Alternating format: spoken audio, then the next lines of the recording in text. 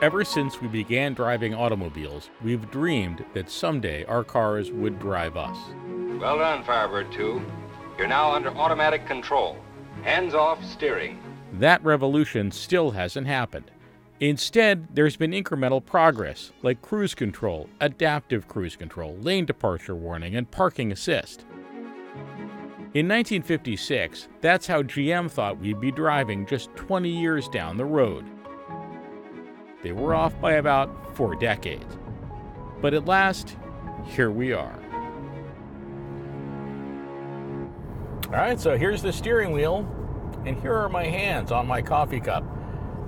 Now, please don't try this in a Tesla. Cadillac system is actually set up to make sure that I can have my hands off the steering wheel anywhere I want them to be for long periods of time, very long periods of time. If I ever need to take over, this light here in the rim of the steering wheel will turn from green to red, and a tone will let me know that I need to grab the steering wheel and start driving. Until then, I can just enjoy the ride.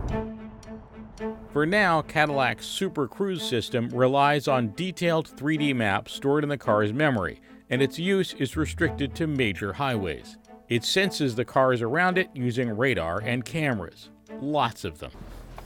I almost forgot, there's one more camera right on top of the steering wheel. It's watching me. That camera is there to make sure that my eyes are on the road, because this is still considered a driver assistance feature. It is not considered autonomous driving. With Super Cruise, GM is actually being rather conservative. For instance, this car won't change lanes for you like some others will.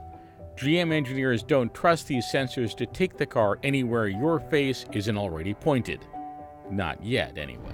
Now, remember that camera I mentioned, the one mounted on the steering wheel that's watching my face? It's making sure that I don't do this for too long and look away from the road.